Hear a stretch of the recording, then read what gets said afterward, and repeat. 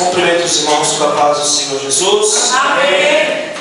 Hoje, como é o último culto do ano e domingo nós não vamos ter escola dominical e nós vamos iniciar nossa escola dominical com a revista da EBD, da CPAD, e a cada domingo tem uma lição. Então, para a gente não ficar atrasado, eu decidi fazer essa EBD nesse culto de quinta-feira com as irmãs, e ano que vem a gente retoma o curso normal dos nossos cultos. Irmãos, eu estou procurando facilitar o conhecimento da igreja o máximo que eu posso. Quando Deus me der força, me der ânimo, eu vou continuar fazendo. Então, eu estou procurando facilitar o conhecimento de todas as formas, de todas as maneiras. Você vai ter a revistinha na sua mão, que é essa aqui. Você vai pagar R$8, cada um vai bancar a sua revistinha. Você vai pagar R$8 por essa revistinha. Você vai ter essa revistinha. Nós vamos estudar essa matéria aqui, que é a supremacia das Escrituras, durante 3 meses. Então, durante 3 meses nós vamos estudar todas as lições que estão aqui. Eu disse que quem tem desejo de fazer um seminário, entrar no seminário, irmão, é só entrar na escola dominical. Aqui você não vai pagar nada, você só vai vir aqui, sentar de manhã, ouvir, aprender, vai sair com material na sua mão, material de apoio, que a gente fala. Você vai ter, além da revistinha, você vai ter o vídeo das aulas que ficarão lá disponível no canal da igreja, lá para você entrar lá e ver as aulas quantas vezes você quiser. Além disso, você vai ter lá esse material, tá? Que é o resumo que está aqui na revistinha. Eu resumi ali para ficar mais fácil para a gente, a aula ficar mais dinâmica. Então, irmãos, meios para adquirir conhecimento eu estou dando. Agora depende de cada irmão se esforçar para poder ter conhecimento. Se você for no seminário, essa matéria que nós vamos estudar aqui é supremacia das Escrituras. No seminário a gente chama isso de bibliologia. Esse é o nome técnico que é dado para essa matéria que vocês vão estudar. É chamado de bibliologia. Você vai conhecer, por exemplo, quantos livros tem o Antigo Testamento, irmãos? Quantos livros tem o Antigo Testamento? Quantos livros tem a Bíblia toda? 66. Quantos tem no Antigo? Vergonha, né? Paulo disse que esses são os rudimentos que nós já deveríamos saber. Quantos livros tem? Mas ela vai falar aqui. Em quais línguas foram escritas a Bíblia? Quais línguas?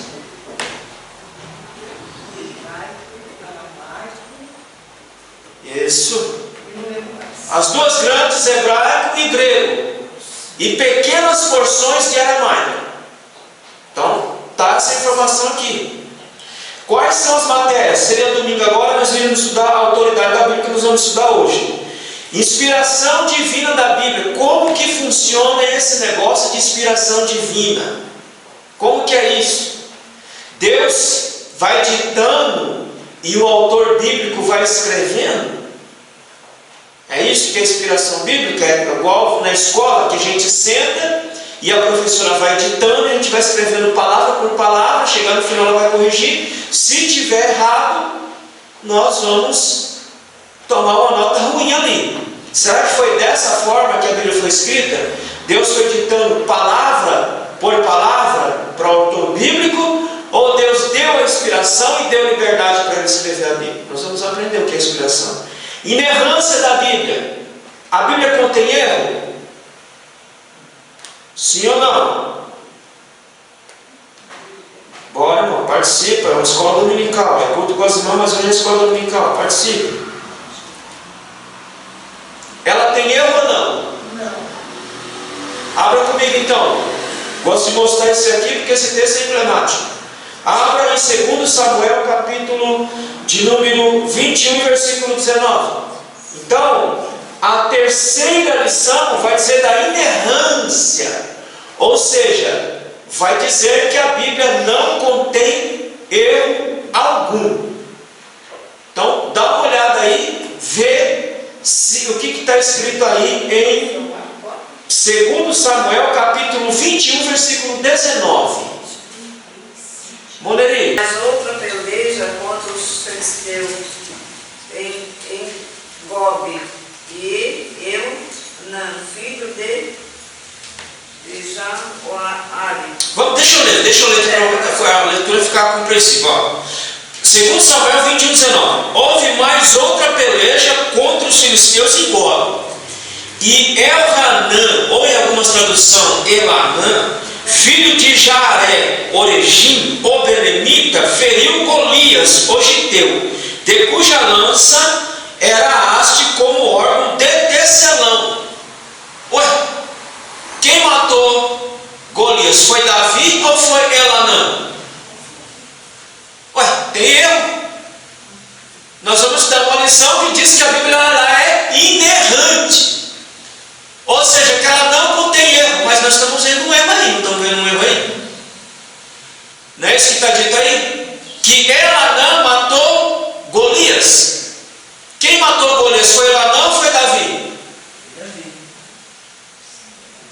E por que está dizendo aqui que foi Elanã?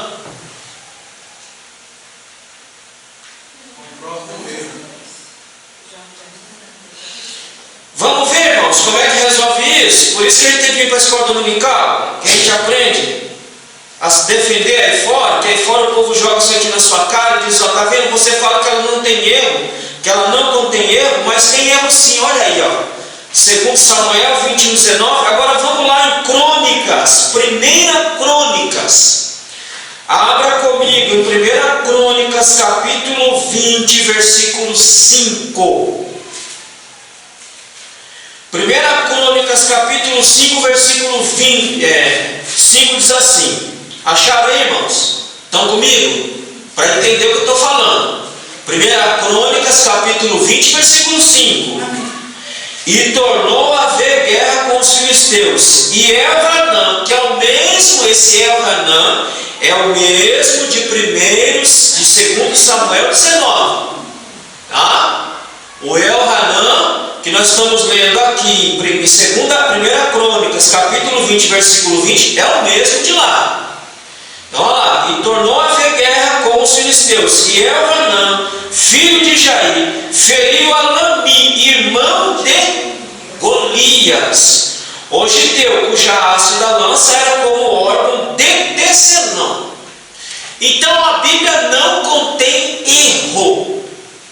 Aqui há um erro ortográfico que foi arrumado pelo autor aos Crônicas. Ela não contém erro doutrinário.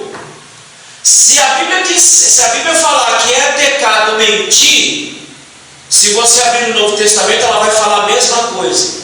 Se a Bíblia diz que o único que pode salvar o homem é Jesus Cristo, ela começa a falar isso lá em Gênesis 3,15 e fala a mesma coisa lá no Novo Testamento.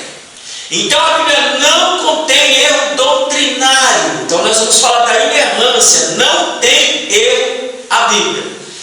A quinta lição, como ler as Escrituras. Como é que o crente lê? O crente lê ou o crente examina? Vamos aprender. Sexta lição, a Bíblia como guia para a vida. Ora, a Bíblia só não é um livro que contém informações, ela é um guia para a nossa vida. Vamos aprender isso também. A Bíblia transforma as pessoas. Olha, cada um de nós que estamos aqui porque fomos transformados pelo poder da palavra de Deus. A lei e os evangelhos revelam Jesus. Vamos aprender qual a relação entre lei e evangelho, entre lei e graça. A lei não funciona mais, é só a graça. Como é que a gente lida com essa situação? Vamos aprender. As histórias e as poesias falam ao coração. Vamos ler os livros históricos que falam da história de Israel, os livros poéticos que que narram poesia, mas contam experiência de homens com Deus. Vamos ler isso também, vamos aprender. As profecias despertam e trazem esperança. Ora, quando você lê a profecia bíblica, aquilo tem que alimentar a sua alma, tem que trazer esperança para você, porque você vê o profeta profetizando antes do acontecimento e depois a gente vê aquilo acontecendo. Nós vamos ver isso também. Vamos aprender que a profecia desperta a nossa esperança. Lucas e Atos, o modelo pentecostal para hoje. Qual é a função, qual é a finalidade do Espírito Santo na vida do crente? Vamos estudar isso aqui também. E a última lição, a leitura da Bíblia e a educação cristã. Então, são essas as lições que nós vamos estudar. Hoje, nós vamos falar sobre a autoridade da Bíblia. Abra comigo no Salmo 119 e verso de número 1. Nós vamos iniciar a nossa aula lendo a verdade prática. Está aí, ó. Salmo 119, versículo 1, diz o salmista: bem-aventurados que trilham caminhos retos e andam na lei do Senhor. Essa é a verdade prática para nós. Bem-aventurado ou felizes somos cada um de nós que andamos nos caminhos do Senhor, nos caminhos retos do Senhor, e andam na lei do Senhor. Ou seja, bem-aventurados são aqueles que têm a palavra de Deus como regra e norma de fé para a sua vida. Se você ler o Salmo todinho, o Salmo 119, ele é todo dedicado a falar sobre a excelência da palavra de Deus. Ele é todo dedicado a falar da função da palavra de Deus na nossa vida e da importância da palavra de Deus na nossa vida. Verdade prática. Qual que é a verdade prática? A Bíblia Sagrada é a autoridade final da nossa regra de fé e prática. Qual que é a palavra-chave dessa lição? Autoridade. Nós vamos aprender o que significa a palavra autoridade. Mas, irmão, preste atenção. A autoridade final da nossa fé e da nossa prática está baseado na palavra de Deus. Então você fala, onde está ancorada a sua fé? Aonde está baseada a sua fé? A minha fé, a sua fé, ela tem que estar baseada na palavra de Deus. A sua prática de vida, onde é que está baseada a sua prática de vida? O seu modo, o seu comportamento, onde é que você baseia o seu comportamento? Hoje nós acabamos de ler aqui um texto de Romanos, capítulo 12, e versículo de número 1, que diz que nós temos que transformar o mundo. Não é isso? Acho que foi a partir do verso 5. Mas o capítulo 12 de Romanos, o verso 1, diz que Paulo dizendo assim: e não sedes conformados com este mundo, mas sede transformado pela renovação do vosso entendimento, para que experimentei qual seja a boa, agradável e perfeita vontade de Deus. Irmãos, eu não posso, minha prática não pode ter como base o mundo, não pode ter como base o andar do mundo. A minha prática de fé, minha prática diária, tem que estar baseada na palavra de Deus. Então, por isso que diz a verdade prática: regra de fé e prática. Então, ela é a autoridade máxima no que diz respeito à nossa fé, no que diz respeito à nossa prática. Irmãos, a nossa fé não pode estar baseada naquilo que eu penso, nem naquilo que eu acho. A nossa fé tem que estar baseada na palavra de Deus. A minha fé não pode estar baseada naquilo que eu penso que a fé, eu penso sobre... Não, a minha fé tem que estar baseada naquilo que diz a palavra de Deus. Se a palavra de Deus diz que Cristo é o Salvador, minha fé tem que estar ancorada ali. Se a palavra de Deus diz que Deus é aquele que vira o cativeiro, aquele que abençoa o seu povo, minha fé tem que estar baseada aí. Ou seja, minha fé tem que estar baseada na palavra de Deus e só na palavra. Não é no que eu penso, não é no que eu acho, não é no que eu supunha que seja, mas é no que está escrito na palavra de Deus. Qual é, irmãos, hoje, o que diz Oséias, capítulo 4, versículo 6? O que destrói o povo? Não é o diabo. O que destrói o povo é a falta de conhecimento.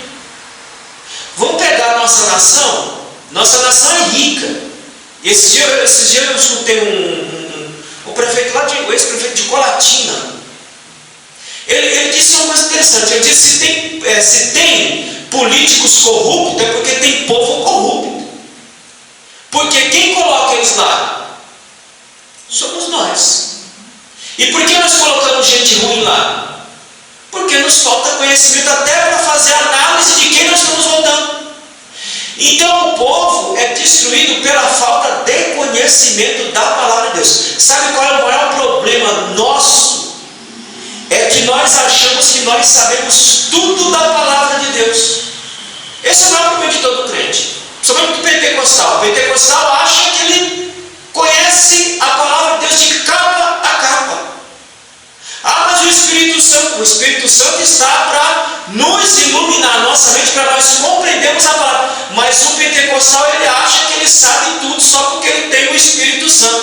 A Bíblia diz que o Espírito nos fará lembrar. Irmãos, como é que minha mente pode lembrar de alguma coisa que eu não vivi?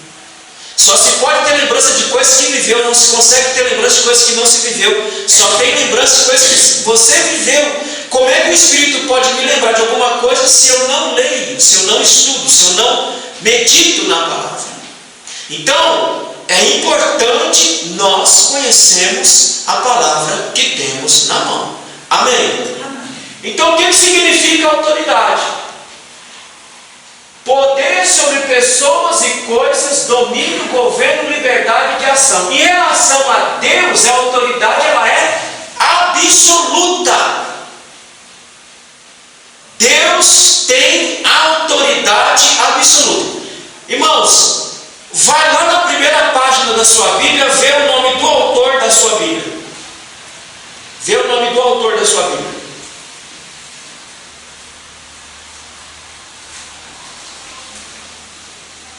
Tem autor aí? Tem o nome do autor aí? João Ferreira não é o autor, irmãos. Eu já falei isso aqui. João Ferreira não é o autor. João Ferreira é o tradutor. É aquele que pegou a Bíblia no hebraico e traduziu para o português, que pegou do grego e traduziu para o português. João Ferreira não é o autor da Bíblia. João Ferreira, ele é o tradutor. Se João Ferreira fosse o autor da Bíblia, a Bíblia não teria autoridade em si mesma. Quem que é o autor da Bíblia? Deus é o autor da Bíblia. Ora, se Deus tem autoridade absoluta, logo a Bíblia tem autoridade absoluta em questões de fé e prática. Amém, irmãos? Grave isso. João Ferreira não é o autor. João Ferreira é o tradutor. Por que não tem o nome do autor aqui? Porque não tem como Deus assinar aqui. Mas a assinatura dele está impressa. Em toda a Bíblia, a assinatura dele está impressa lá. Então, o autor da Bíblia, que é o nosso Deus, ele e só ele tem autoridade absoluta. Logo, a sua palavra tem autoridade absoluta em tudo aquilo que fala e diz. Ninguém pode mudar uma doutrina bíblica.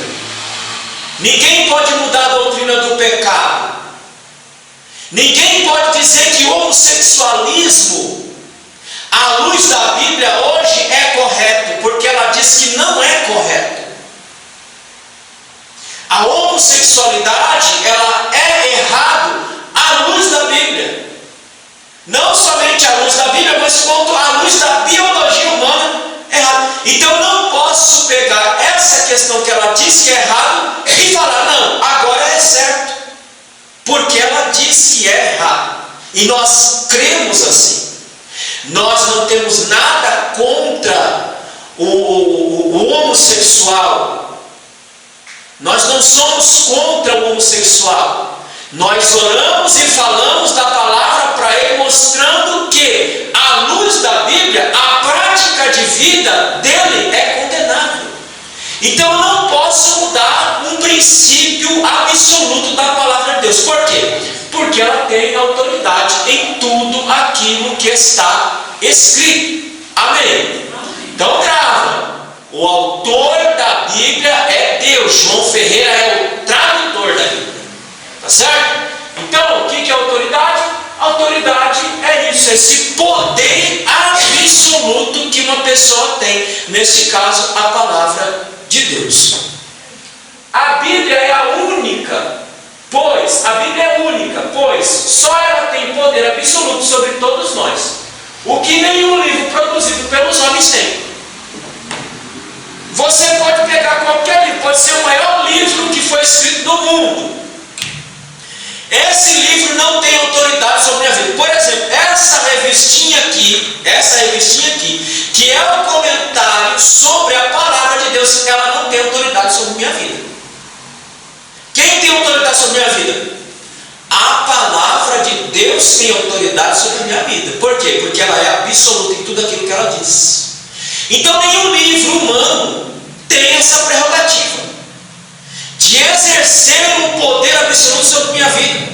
Você pode pegar qualquer autor aí e dar na mão do povo e dizer, ó, agora esse livro aqui vai ter autoridade absoluta sobre sua vida. Ele não terá, porque só ela tem autoridade, não somente autoridade sobre minha vida, mas só ela tem o poder de me influenciar e mudar a minha vida. Amém?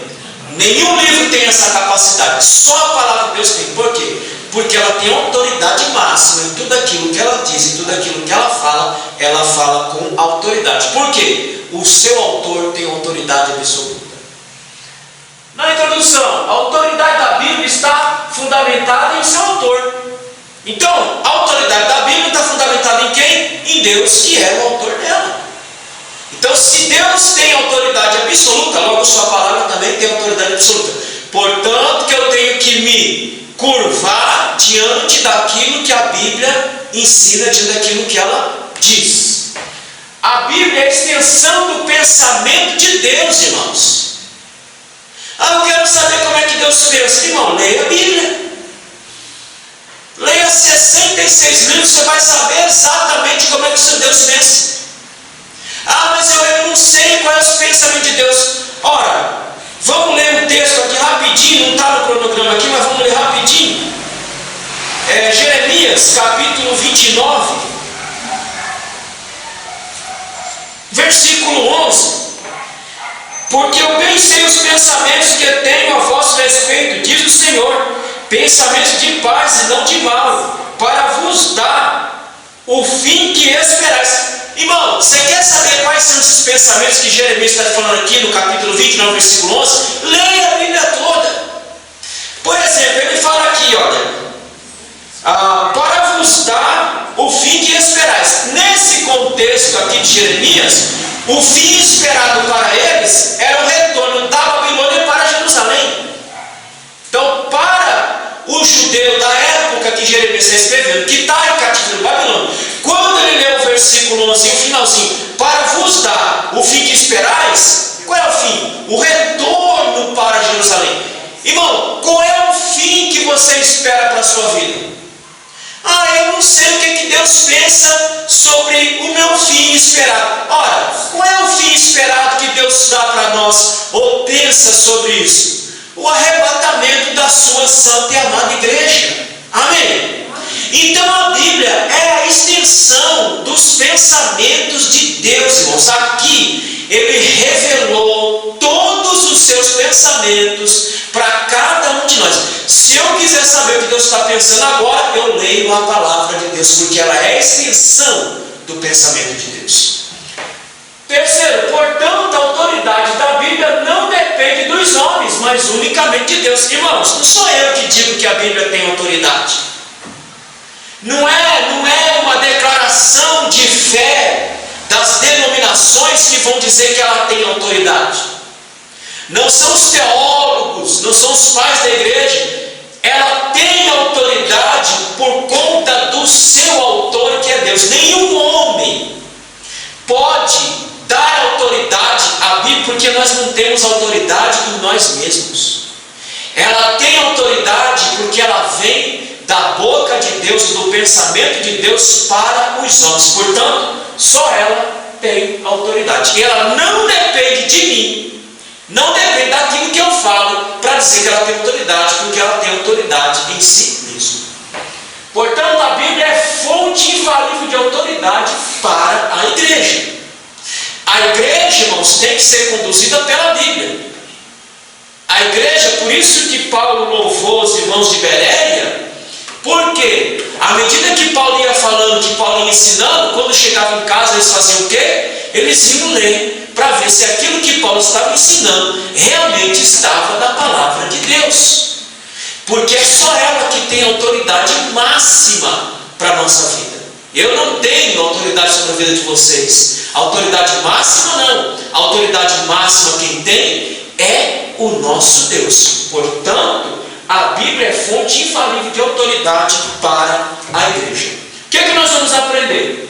Primeiro, a origem da Bíblia, a autenticidade da Bíblia e mensagem revelada. É isso que nós vamos aprender na lição de hoje.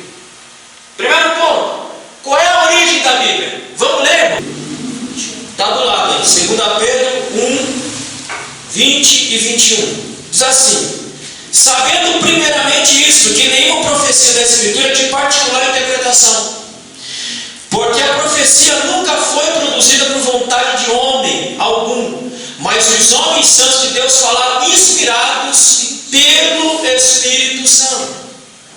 Então o que Pedro está dizendo? Que o autor Pedro, quando sentou para escrever esse texto aqui, ele não sentou por vontade própria, que você deu um estalo na cabeça, vou sentar aqui e vou escrever esse livro. Não.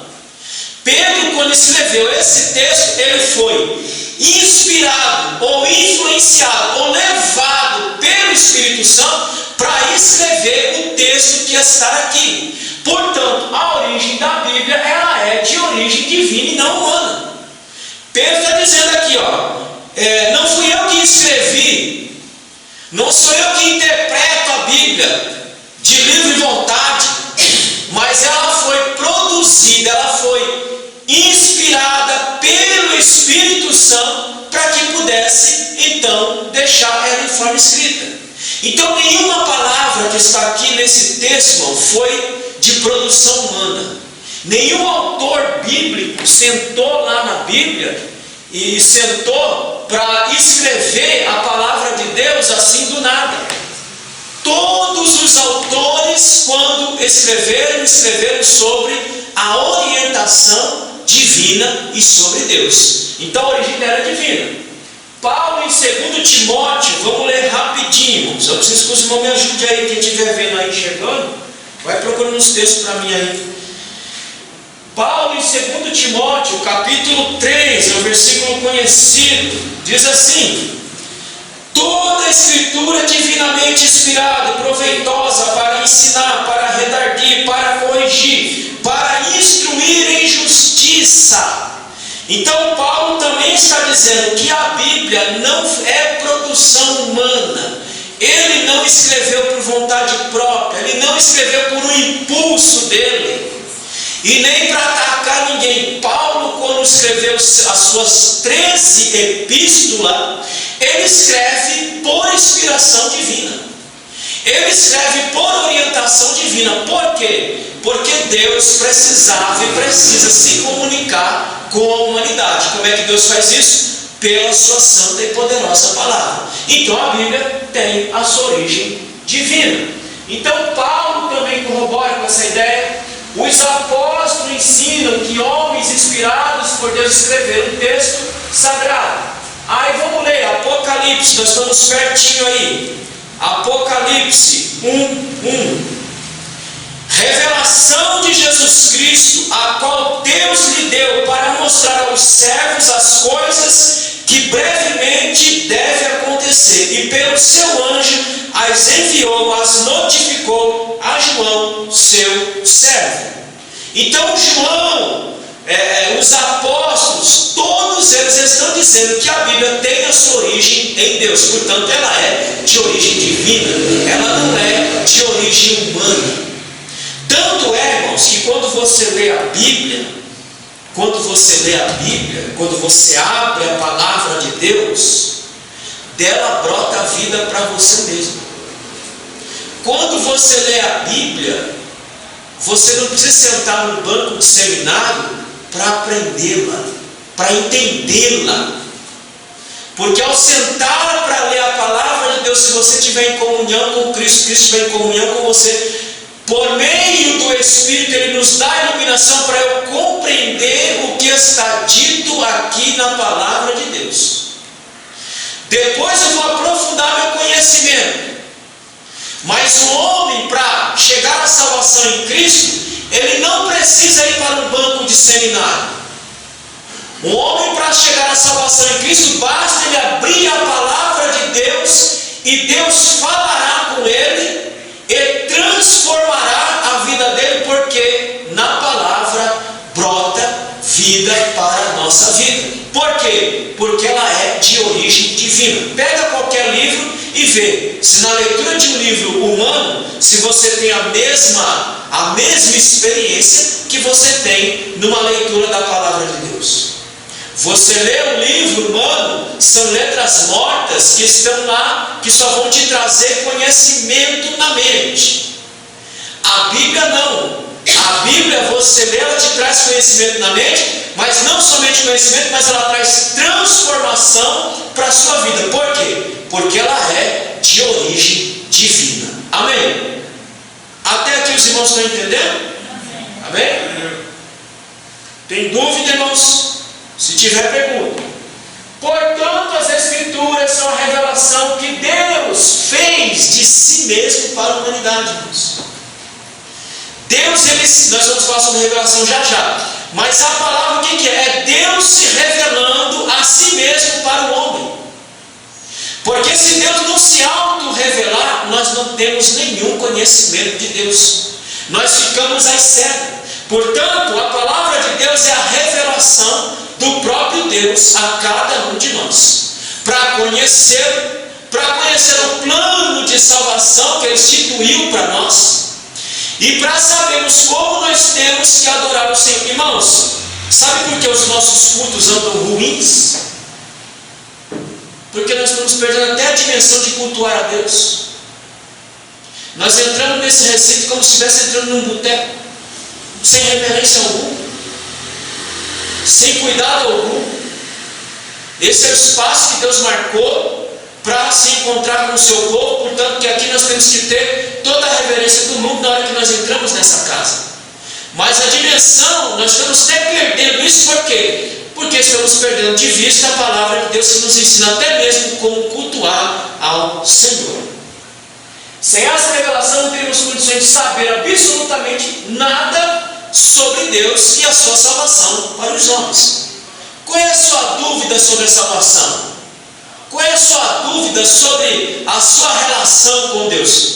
Aqui na Bíblia, ela tem resposta para todas essas perguntas que fazemos. Para todas as dúvidas que nós temos, a Bíblia tem a resposta.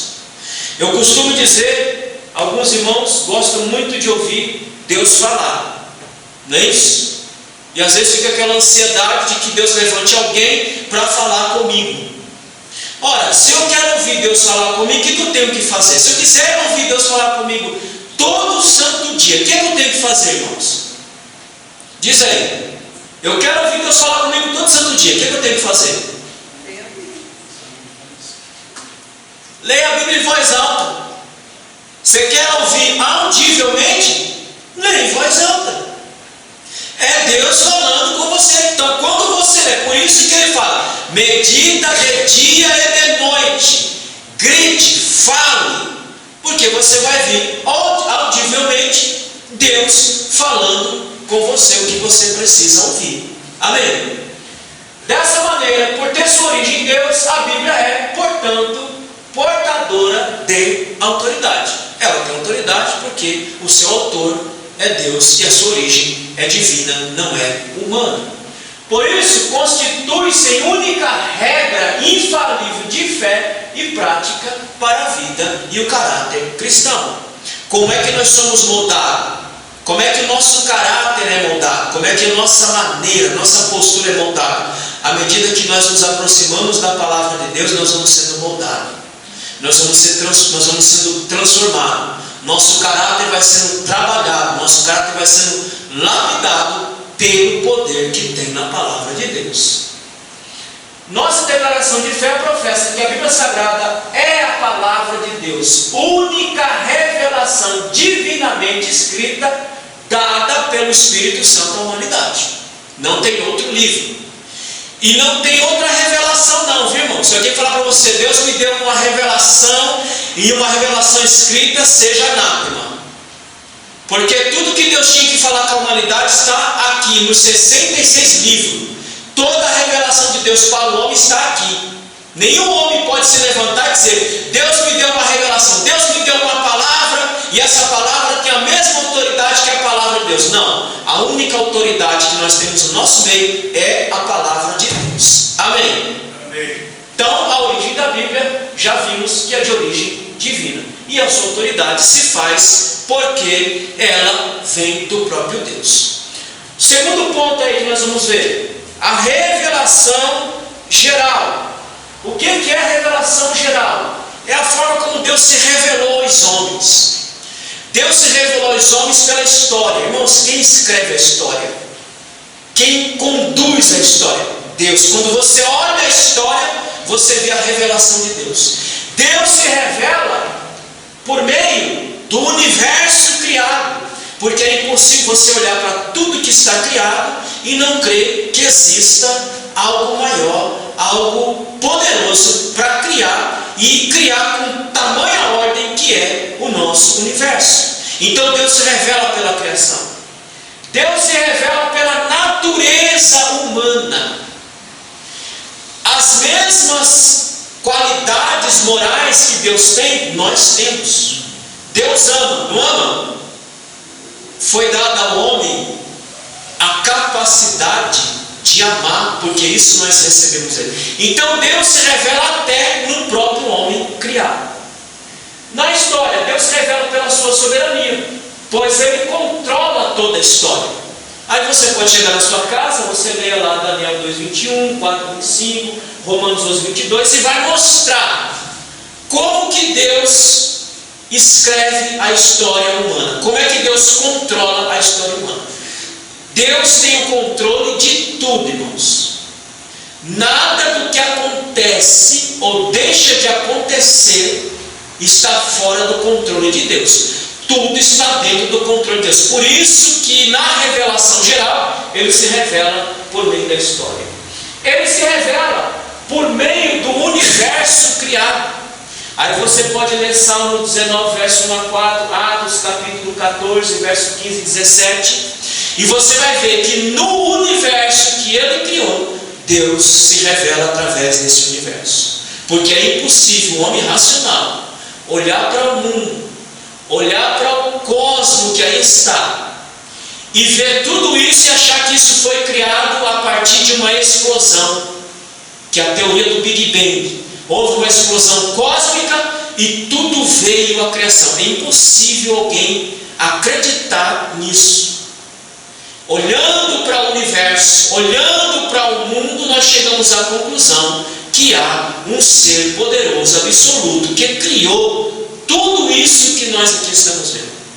E mantém. Deus não somente criou, nós vamos ver isso mais para frente, a doutrina da providência divina. Deus não somente criou, mas Ele mantém.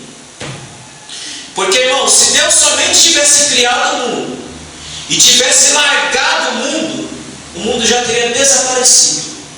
Ele não somente cria, mas Ele mantém a sua criação por graça e por misericórdia. Então, na criação nós vemos a revelação de Deus. A evidência interna. Cremos em Deus como autor da Bíblia, que legitima sua própria palavra. Aonde tem a evidência interna de que a Bíblia é o que ela diz o que é. Isso aí nós já estamos no tópico 2, irmãos? Esqueci de colocar aqui, mas nós já estamos no tópico 2 da nossa lição. Qual é o tópico 2? Evidências da autenticidade da Bíblia. A própria Bíblia dá evidência de que ela é verdadeira. Ora, Gênesis 1:1 é dito que Deus criou. Presta atenção. Este verbo tem o sentido de iniciar uma coisa nova, trazer algo à existência, trazendo a ideia de dar início a todo objeto. Esse verbo tem seu uso exclusivo somente para Deus. Irmãos, toda vez que você vê lá e Deus criou, esse verbo criou, ele só está relacionado com Deus. Por quê? Porque só Deus tem o poder de trazer as coisas à existência. Na década de 80, quando houve lá, aqui os irmãos mais antigos, mais velhos vão lembrar, do bebê de proveta, houve a discussão se aquele bebê de proveta ele seria salvo ou não. E a igreja ficou dividida se ele seria salvo ou não. Irmãos, o que o homem fez ali? O homem criou alguma coisa ali? Sim ou não? No bebê de proveta, ele criou alguma coisa? Sim ou não? Não. Ele manipulou algo que já está criado. Para criar do absolutamente nada, só Deus.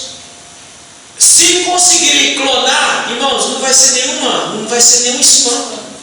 Porque o homem não está criando nada, o homem não consegue criar nada. O homem consegue manipular o que já está criado. Se não houver nada criado, ele não consegue manipular nada. Então essa palavra criar está ligada somente a Deus. Então nós temos evidência interna de que a Bíblia ela é o que diz que ela é. Ou seja, a palavra de Deus. Seguindo. A partir da palavra do seu poder, portanto, a Bíblia é legitimada pelo seu autor, que trouxe seus pensamentos de forma escrita. Qual é a evidência interna que nós temos de que a Bíblia ela tem autoridade, que ela é verdadeira? Porque Deus trouxe ela à existência pelo poder da sua palavra, usando homens. E usando homens escolhidos, não usou qualquer um, ele usou homens escolhidos para escrever a sua palavra. Então, a primeira evidência que nós temos de que a Bíblia é a palavra de Deus, de que ela é verdadeira, é que quem trouxe ela à existência foi Deus, trazendo seus pensamentos a cada um de nós. Tudo tranquilo até aí, irmãos? O ser humano criado é a imagem e semelhança de Deus. Então Deus se revela através do ser humano. A natureza moral da humanidade, embora de maneira inadequada por causa do pecado, revela o caráter moral de Deus. É aquilo que eu falei para vocês. Nós sabemos o que é certo e errado. Nós sabemos o que é justiça. Nós sabemos o que é verdadeiro. Porque essas coisas, na nossa criação, Deus colocou isso em nós. Então quando nós olhamos para o homem, quando nós olhamos para cada ser humano, nós vemos aí que há a mão de Deus nessa criação. O homem não veio do macaco, o homem não veio da água, o homem não veio de geração espontânea. O homem foi criado por Deus exatamente como nós o conhecemos. Portanto, nós temos aí uma prova da misericórdia de Deus e da sua revelação ao homem. A sua revelação por meio da criação, a sua revelação por meio do universo e a sua revelação por meio da criação do homem. Amém? Adiante. A segunda revelação que nós temos aí, nós temos a revelação especial. Deus se revelou pela natureza natureza, Deus se revelou pela origem do universo, pela criação do universo, Deus se revelou pelo homem. Mas Deus tem uma revelação especial. Então, irmãos, a gente fala, mas como é que eu posso conhecer a Deus? Irmão, nós temos meios para conhecer a Deus, eu mesmo. Eu olho para o universo, consigo conhecer a Deus por essa revelação. Eu olho para o homem, eu consigo ver essa revelação. Eu olho para a história, eu consigo ver essa revelação, consigo conhecer a Deus. Mas Ele não se contentou em só se revelar de forma geral, mas Ele faz uma revelação especial. Quais são? Ele se revela por meio da sua bendita palavra, e Ele se revela através de Jesus Cristo, nosso Senhor. A revelação especial, a revelação geral, não dá conta de levar o homem até Deus. Eu posso até dizer, não, foi Deus quem criou tudo isso, mas essa revelação geral não dá conta de levar o homem até Deus. O que dá conta? A palavra de Deus e nosso Senhor Jesus Cristo está revelado nela. O que me leva ao meu Criador, o que me leva ao meu Redentor, é essas duas revelações: a palavra de Deus e o sacrifício vicário de Cristo na cruz.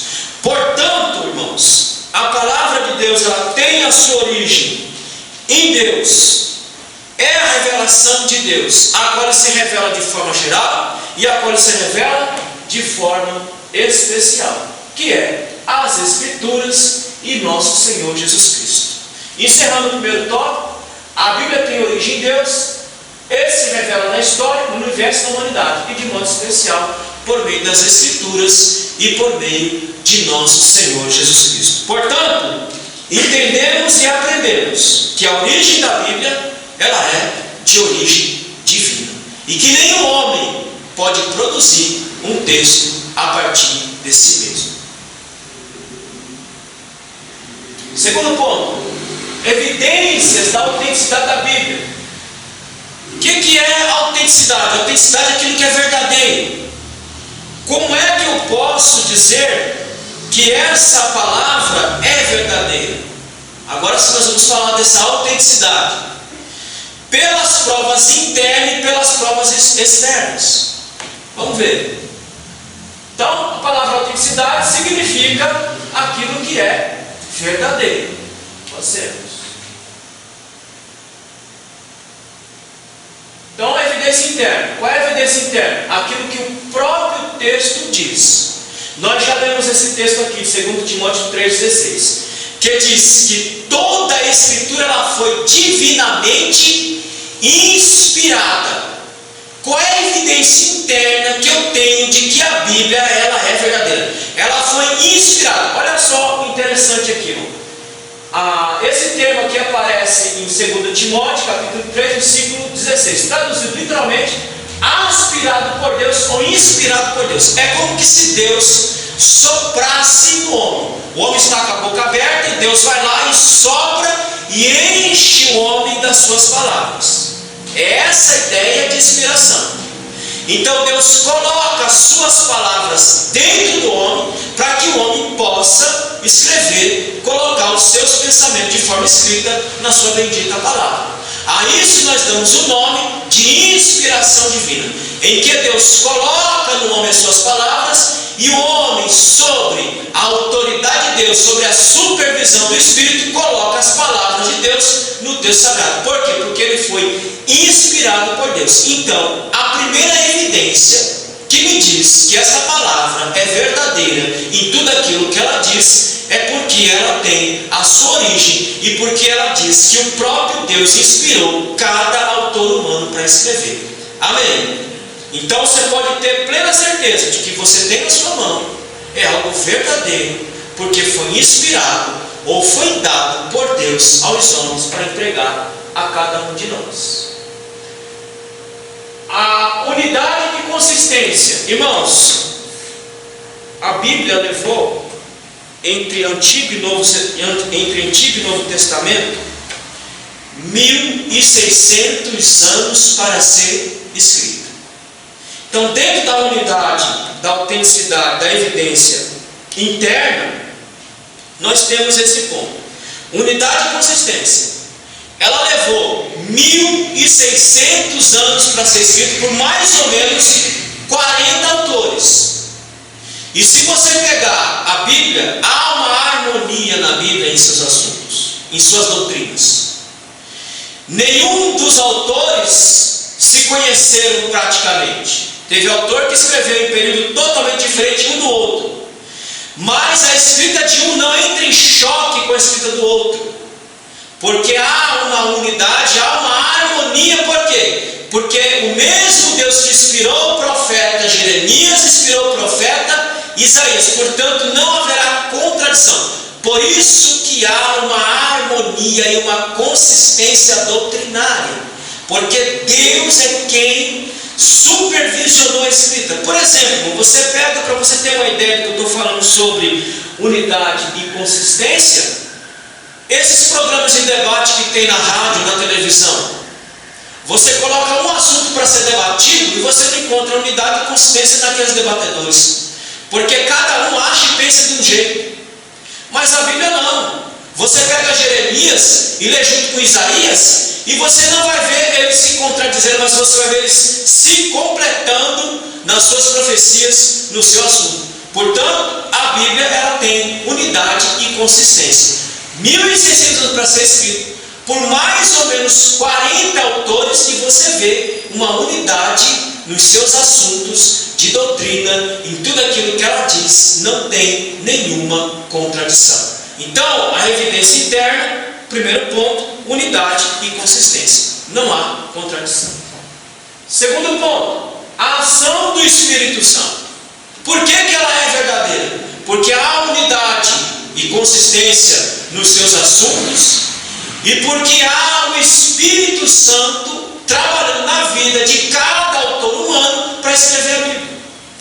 O autor bíblico, quando sentava na mesa ou em qualquer lugar para escrever, ele já sentava com a supervisão do Espírito Santo. O Espírito Santo estava supervisionando as palavras que eram para ser colocadas no texto sagrado, sem interferir, nós vamos ver isso mais para frente, sem interferir em como seria colocado, porque você vê a diferença de um autor para o outro. A gente chama isso de gênero literário. Cada autor escreve de uma forma, mas os assuntos não se contradizem, porque há uma supervisão do Espírito Santo. Por que eu posso crer que ela é verdadeira? Porque há o Espírito Santo na supervisão daquilo que está sendo escrito. Terceiro, profecias e eventos futuros. Por que ela é verdadeira? Porque as profecias foram cumpridas cabalmente. Por exemplo, você vê sobre o nascimento de Cristo em Isaías 7,14, você vê a confirmação em Mateus 1,23, você vê sobre a morte na cruz em Salmo 22,16, você lê isso em João 19,36, o local da sepultura, você lê em Isaías 53, eu esqueci aqui, acho que é verso 9, Isaías 53, verso 9, você vê a confirmação em Mateus 27, você lê sobre a ressurreição em Salmo 16,10, você vê a ressurreição em Mateus 28,6. Então, irmãos, quando eu olho as profecias futuras, que os profetas falaram lá atrás e vejo o cumprimento, isso me dá a certeza de que aquilo que está na Bíblia, ela é verdadeira. Então, nas evidências internas, a própria Bíblia diz que ela é verdadeira, porque tudo aquilo que ela disse, tudo aquilo que ela profetizou, se cumpriu de ponta a ponta. Amém? Vimos evidências internas. Evidências externas. Compreende evidências externas, aquelas que os acontecimentos narrados nas escrituras são também ratificados. Evidências externas. Por exemplo, você lê Ezequiel 37, o Vale do Sossego. Aquela profecia, historicamente, ela se cumpriu. Quando que ela se cumpre? No ano de 1948, quando é criado o Estado israelense. As evidências externas corroboram com aquilo que a Bíblia diz. Portanto, eu posso crer que aquilo que está dito é verdadeiro, porque a arqueologia traz à tona vários objetos ou vários artefatos, cidades inteiras que são narradas no texto sagrado. Portanto, eu posso crer que a Bíblia ela é verdadeira, não só pela evidência interna, mas também pelas evidências externas. Amém, irmãos? Tranquilo até aqui? Alguma dúvida? Último ponto: supremacia da Bíblia. A expressão latina sola escritura confirma que somente a Bíblia é regra de fé infalível e autoridade em matéria de fé e prática. A Bíblia oferece conhecimento essencial e dispensável à nossa comunhão com Deus. Querido, a Bíblia ela é suficiente para nós conhecermos a Deus e mantermos a nossa comunhão com Deus. Irmãos, quanto mais distante você estiver disso daqui, mais distante você está do seu Criador. E leve a sério quando eu falo isso, irmãos. Crente que não tem costume diário de meditar na palavra do Senhor, de estudar a palavra do Senhor, assim como ele está distante da Bíblia, ele está distante do seu Criador. Porque minha comunhão com Deus, ela vai ser fortalecida, aprofundada pelo conhecimento que eu tenho da palavra de Deus. Então, quanto mais eu desprezo o conhecimento bíblico, quanto mais eu desprezo a Bíblia, mais eu desprezo a Deus, mais eu quero ficar distante de Deus. E quanto mais eu quero a Bíblia, mais perto de Deus eu quero ficar. Isso é uma regra, irmãos. Crente que não gosta de Bíblia, crente que não lê Bíblia, crente que não estuda a Bíblia, não gosta de Deus, não quer Deus. Você quer que eu dê um exemplo? Percebe, irmão? Que não é só cantar, não é só ouvir, é ter prazer em sentar para ouvir, é ter prazer em sentar para aprender a palavra de Deus. Quanto mais próximo eu estou da palavra, mais próximo eu estou de Deus. Quanto mais distante eu estou da palavra, mais distante eu estou de Deus. Por isso que o autor coloca aí: a Bíblia oferece conhecimento essencial e dispensável à nossa comunhão com Deus. Sendo assim, não necessitamos de uma revelação extraordinária para a nossa salvação e crescimento espiritual. Eu não preciso de nada. Eu não preciso de uma revelação a mais. Eu já tenho a revelação aqui. Eu não preciso de uma Bíblia, de um outro texto. Não, já tem um texto aqui. Ele é essencial. Ele basta para manter o meu conhecimento e minha comunhão com Deus. O texto basta. Então, quanto mais longe da Bíblia, mais longe de Deus, querido. E quanto mais longe de Deus, o pior, sabe o que é? Mais longe do arrebatamento essa pessoa está. Percebe o buraco, como o buraco é fundo? Quanto mais longe da Bíblia, mais longe de Deus. Quanto mais longe de Deus, mais longe você está do arrebatamento da igreja. Porque o arrebatamento está descrito aqui. E para entrar lá, também está escrito aqui como eu tenho que estar para poder entrar lá. Então veja que a distância que eu tenho da palavra de Deus, e a minha distância que eu tenho em relação a Deus, é a minha distância que eu tenho em relação ao arrebatamento da igreja. Amém?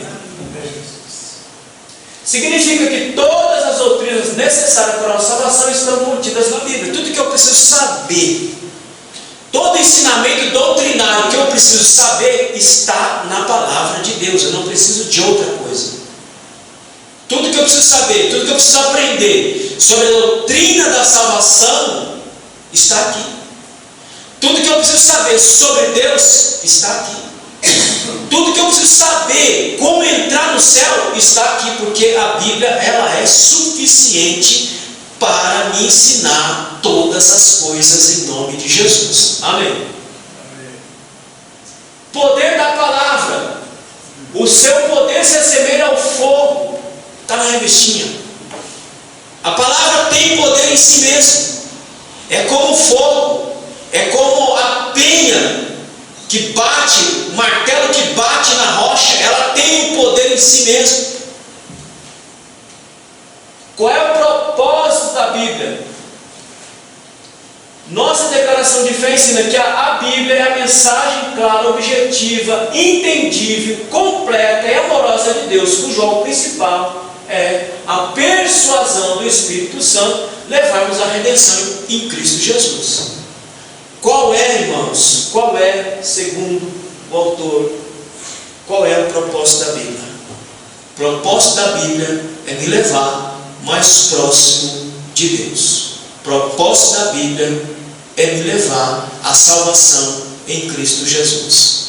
Então, aqueles que desprezam, aqueles que até fazem desdém de estudo, de ensino, que simplesmente rejeitam, estão rejeitando o Deus da Bíblia.